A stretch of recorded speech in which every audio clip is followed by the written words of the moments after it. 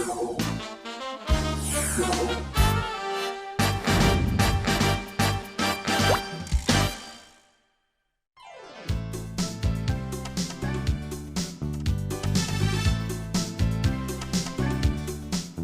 박자 종목 시간입니다. 종목 이야기 깊게 나눠보도록 하겠습니다. 이 시간 아시아 투자 전략연구소 김민우 부장 나와 계십니다. 안녕하세요. 안녕하세요. 어서 오십시오. 오늘 탈탈탈탈 털어볼 종목부터 공개하도록 하겠습니다. 이마트를 가지고 오셨습니다. 체질 개선으로 날아오를 준비가 됐다라고 토픽을 선정을 해주셨는데요. 최근 온라인 쇼핑 업계가 거의 전쟁이잖아요. 어제 또 광고를 보니까 배달의 민족도 이제 이마트, 마트 서비스를 실시를 한다라고 또 뛰어들었던데 최근 유통업계 많이 안 좋은 것 같은데 이제 체질이 개선될 것이다라고 하는 거면은 업황이 개선될 것이다라고 보시는 건가요? 네, 일단은 그렇게 보고 있고요. 좀 전체적으로 좀 설명을 좀 드린다고 하면은 일단 이마트 같은 경우는 다들 잘 알고 계시겠지만은 국내 대형마트 1위 업계입니다. 그러나 이제 이마트는 방금도 말씀해 주신 것처럼 지난 2년 동안 정말 힘든 시간을 좀 보내왔었는데요. 2018년 3월 한 30만 원 부근대에서 움직이던 주가는 현재 한 13만 원 정도대로 한 50%, 60% 정도가 하락을 해준 수준에서 움직이고 있고 올해 8월에는 10만 4,500원 정도로 상장 이후 최저가를 찍기도 하였습니다. 이는 이제 쿠팡과 마켓컬리로 대표되는 그 온라인과 그다음에 새벽 배송 시장의 활성화 때문인데요.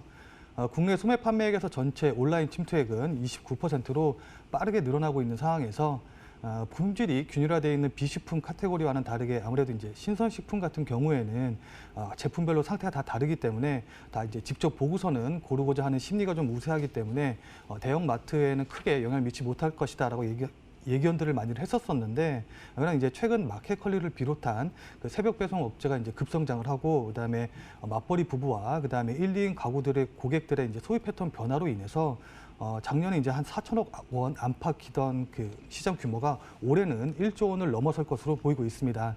이는 이제 기존 오프라인 할인점에서 이제 커다란 위협으로 좀 다가오고 있었는데요. 이에 따라서 이제 이마트의 실적은 꾸준하게 하락을 했고 지난 2분기에는 창립 이후로 첫 분기 적자를 기록하기도 하였습니다. 그러나 이제 2020년부터는 이마트에도 이제 다시 반등의 기회가 찾아올 것이라고 저는 보고 있는데요. 첫 번째로 이제 온라인 시장을 좀 살펴본다고 하면은 기존에 이제 G마켓, 그다음에 11번가, 옥션의 이제 3강 체제에서 쿠팡의 20억 달러 투자 유치 이후로 쿠팡과 11번가의 2강, 그다음에 G마켓과 옥션의 2중 체제로 변화가 되었습니다.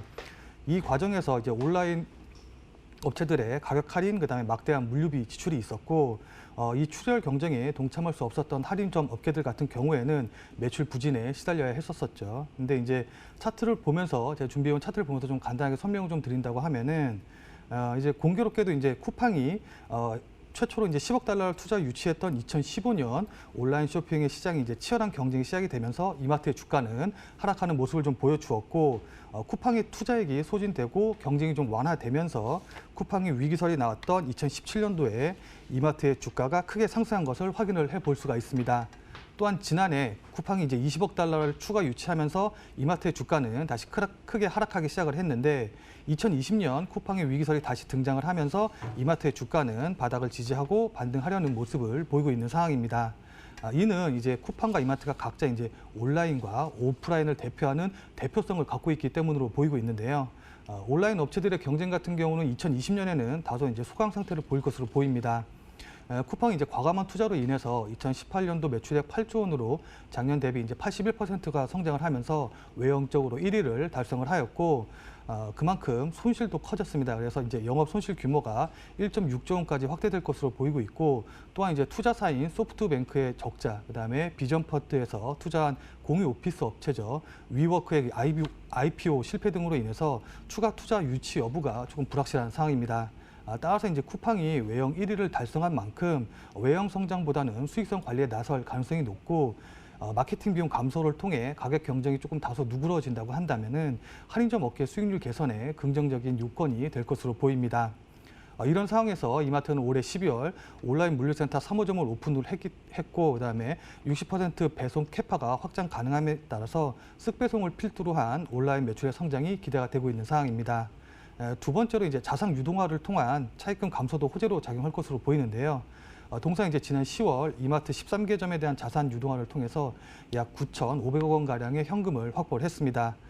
확보한 현금은 대부분 이제 차입금 상환에 사용될 예정으로 좀 알려져 있는데 동사의 차입금 같은 경우는 19년도 2분기 기준으로 약 3조 7천억 원으로 자산 유동화를 통해 확보된 자금이 차입금 상환에 사용이 된다고 하면은 동사의 차입금은 크게 감소할 것으로 보이고 이를 통해서 재무 건전성 또한 강화될 것으로 보입니다. 마지막으로 이제 신규 CEO 영입으로 인한 체질 개선도 기대가 되고 있는 상황인데요. 사상 처음으로 이제 외부 인사죠. 강희석 대표를 최고 경영자로 영입을 했는데 이 강희석 대표 같은 경우는 과거 컨설턴트로 월마트에서 컨설팅을 담당을 했었었고 온라인 유통 전쟁과 관련해서 차별화된 사업 모멘텀을 강조해온 만큼 전문점 사업부나 아니면 적자 사업부의 폐점 또는 이제 사업 축소를 통해서 과거만 구조 조정을 통한 수익 개선을 시킬 것을 기대가 되고 있는 상황입니다. 이제 적자에 벗어나기 위해서 여러 가지 사업을 노력을 하고 있는 것을 쭉 말씀을 해주셨는데요. 이런 사업이 효과가 있으려면 아무래도 실적에 그대로 반영이 돼야 되잖아요. 내년에 실적은 좀 잘 나올 것으로 예상하시나요? 일단 올해 3분기 실적부터 좀 말씀을 드린다고 하면은 올해 3분기 매출액이 이제 5조 600억 원, 그다음에 영업이익이 1,162억 원으로 전년 동기 대비해서 매출은 한 7.1% 상승을 했는데 영업이익이 한 40.3% 감소하면서 시장 컨센서스 대비해서 조금 하락하는 모습을 보였습니다. 전반적으로 이제 기존점 성장률 부진, 그다음에 매출 총이익률 하락, 고정비 부담 증가 등으로 인해서 영업이익이 전년 동기 대비해서 큰 폭으로 하락을 했고, 그다음에 방금 말씀하신 대로 4분기 같은 경우 반등의 가능성이 조금 있기는 합니다만은 큰 폭의 실적 성장을 기대하기는 조금 어려워 보이는 상황입니다. 다만 이제 앞서 말씀드린 여러 가지 호재 요인들로 인해서 2020년도에는 매출액 21조 원, 그다음에 영업이익 2,780억 원 가량을 예상을 하고 있고, 이는 전년 대비해서 약간 9.8%, 그다음에 33.6% 상승한 수준이 될 것으로 보입니다. 과거에 연간 영업이익이 한 5천억 원대였던 걸 좀 생각을 해본다고 하면은 다소 아쉬운 결과가 아닐 수 없기는 한데 3년 만에 이익이 감소해서 증가 쪽으로 돌아선다는 점에 의의를 갖고 보시면 좋을 것 같습니다. 그렇다면 당장에 눈에 띄게 급 실적이 성장된다라는 것은 기대하기 좀 힘들겠지만 점차 2020년, 2021년 성장이 기대된다라고 실적 짚어주셨습니다. 이제 수급 체크해봐야 될 것 같은데요. 수급도 긍정적으로 전망하시는 거죠? 네, 맞습니다. 10만 4천 원으로 이제 최저점을 찍은 이후에 8월 12일이었는데 8월 12일부터 지난 12월 13일까지의 수급을 좀 살펴본다고 하면은 개인이 약 264억 원, 그다음에 외국인이 3,290억 원 가량을 이제 매도하는 동안에 기관이 약 2,500억 원 가량을 매수를 해 주었습니다. 개인과 외국인이 매도하는 가운데 기관이 꾸준히 매수를 해 주었고, 그 중에서도 이제 특히 연기금이 1,000억 넘게 매수를 하면서 상승을 해 주었기 때문에 비록 외국인의 매도가 조금 아쉬운 상황이긴 합니다만은 수급적으로는 나쁘지 않은 것으로 보고 있습니다. 이마트 기관의 러브콜 꾸준하게 그리고 연기금의 매수세가 유입되고 있는 종목입니다. 이제 마지막으로 차트도 체크해봐야 될 것 같고요. 가격 전략 좀 자세하게 짚어주시면 좋을 것 같아요.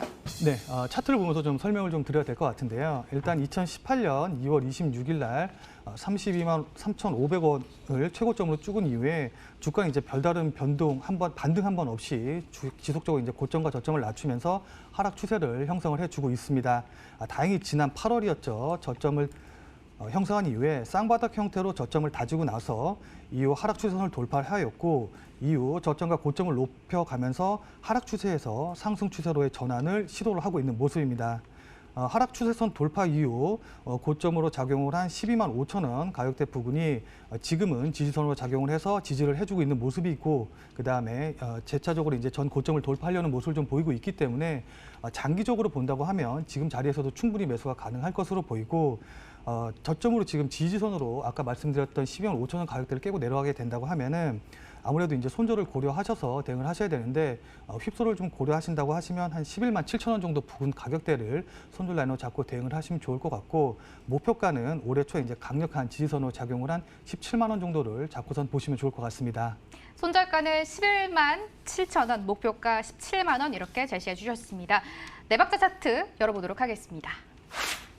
네 박자 차트고요. 가격과 모멘텀, 수급 그리고 꽉 찬 점수 주셨고요. 실적에서는 살짝 모자란 3점 정도 제시를 해주셨습니다. 이렇게 네 박자 종목은 아시아투자전략연구소 김민우 부장의 도움 말씀 지금까지 들어봤습니다. 오늘 말씀 고맙습니다. 네, 감사합니다.